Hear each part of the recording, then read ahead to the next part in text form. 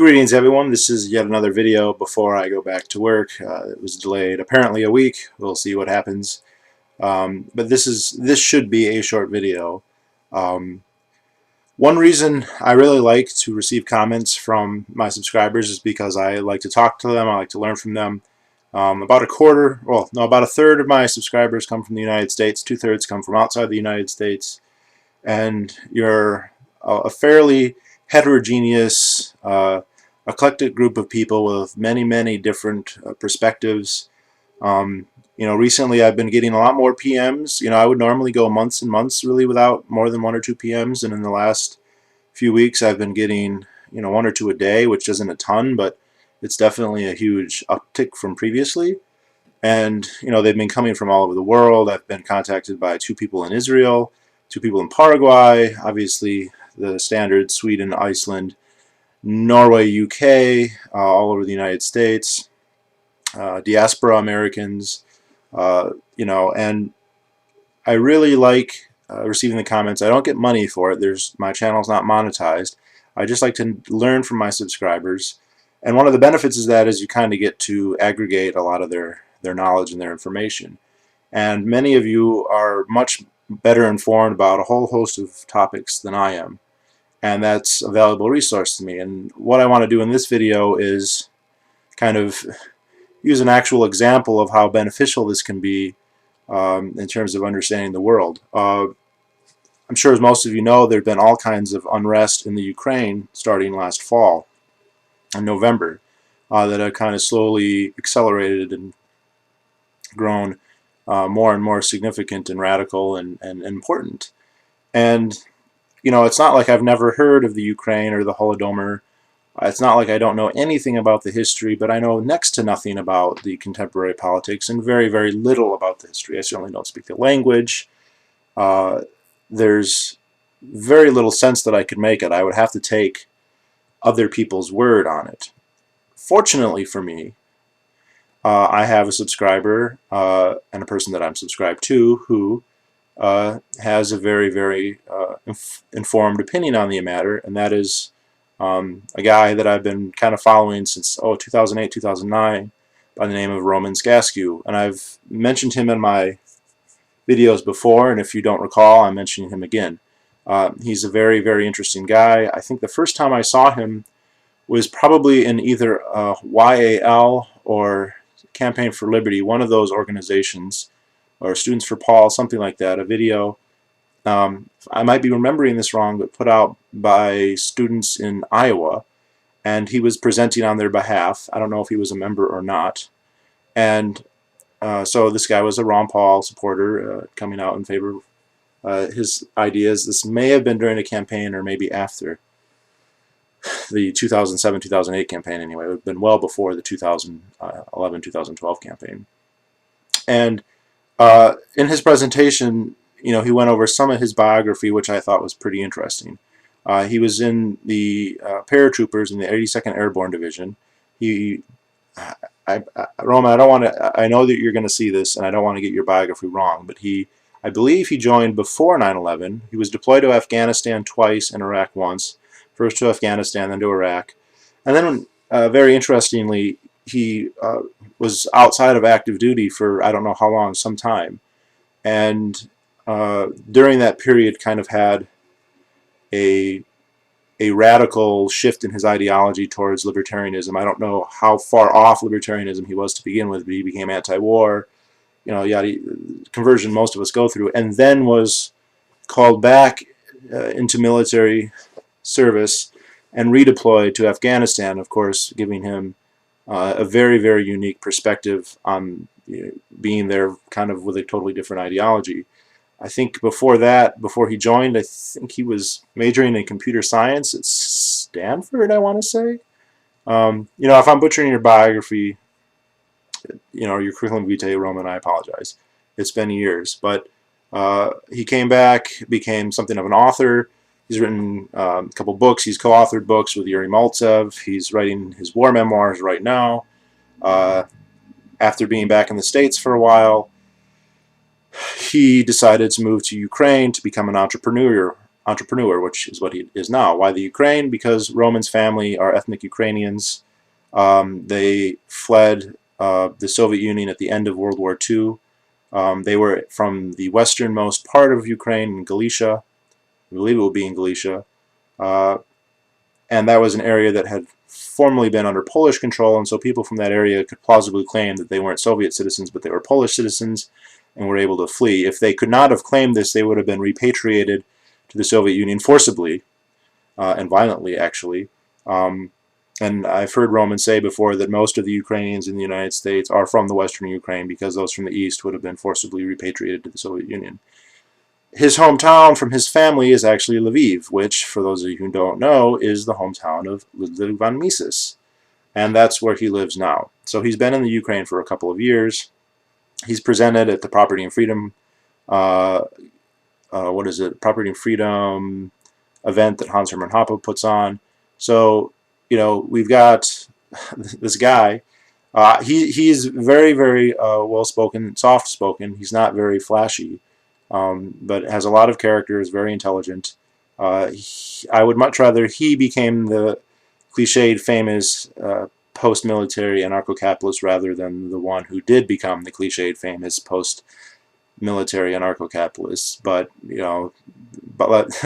nothing that can be done about that now. I think his interests are not primarily in becoming a media celebrity, but in being an entrepreneur. So he's lived in the Ukraine now for about 2 years. He speaks the language. I believe he knew it beforehand, has learned it from his parents. So obviously, compared to him, I don't know anything about the topic. I've talked to him a little bit just to make sure I wasn't going to butcher what was going on entirely. And mostly what I'm going to do here is refer you to his work. I'm going to put a series of links, articles he's written, videos he's produced, video interviews that he's done, and that if you watch them, you're going to know a great deal more about the current conflict and a little bit about the history of the Ukraine than you're going to get probably from any other source, especially one that has the perspective of a libertarian. And I will also say, he's pragmatic to the point where he realizes what he would wish, or his libertarian analysis is not necessarily the analysis of your everyday Ukrainian.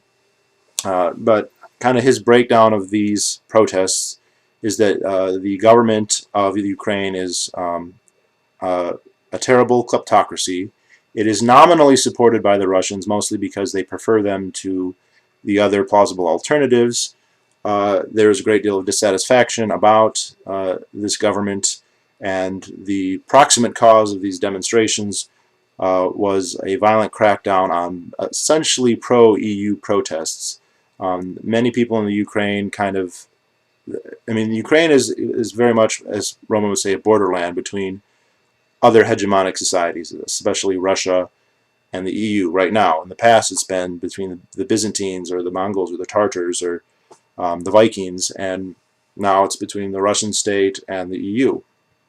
And politically, traditionally, the Ukraine was very much in the satellite state in the orbit of Russia and the USSR. But many people there looked, and I think correctly assumed that maybe it would be better to be more allied with the EU. And of course, Roman's idea is that they should be more neutral. But in any event, the government was thwarting some kind of treaty to kind of make it a little bit easier for Ukrainians to visit the EU. They cracked down on protests, and this kind of led to the protests which have begun. Now, his main kind of concern is that the coverage in the West, at least in libertarian circles, has been very, very much pro-Russia, in the sense that, and this is sort of true, many American libertarians see Russia as a foil that kind of curtails U.S. foreign imperialism, which is true. I think it does. I think it did in Syria. I think it has in Iran. And so there's a tendency to view, Russia as a good counterweight, good counterbalance. But that doesn't mean Russia is a good country. Everything that I've heard from people who have lived there, and legal immigrant could probably speak on this if he ever chose to. I've heard him talk about it, though, at PorkFest. Post-Soviet Russia is also a police state kleptocracy. And the more I hear about it, the more I think it's not going to be a serious power. I think it's going to continue to break up, just because it has nothing really to offer people except for oppression, and that's not good for business, and that's something that people are really going to be that interested in. And it has so many different ethnicities and nationalities. It's so vast that many areas of it are going to be pulled by other hegemonic powers. So in the East, China, the Koreas, Japan, even the U.S. In the southern areas, all of the Arab, Turkic, not Arab, but Turkic Muslim areas. You have the Siberian peoples. It's it's something that you kind of don't expect long-term cohesion over a long period of time, over its current geographical area. Maybe a rump state, certainly, but not that. And the impression then in the U.S. though is kind of that, well, this is all NATO or the EU or the U.S. kind of manipulating events to thwart Russia or to debilitate Russia in some way. And Roman's contention is that this is not true, that this is a homegrown Ukrainian revolution or event, that this is primarily motivated by Ukrainian nationalism, that obviously other foreign powers like the US and the EU and Israel and others are jockeying for positions, but they're not in control, they're not pulling the strings. The idea that they're the puppet masters behind this, he thinks is silly. He'll go through why. He knows who all the candidates are.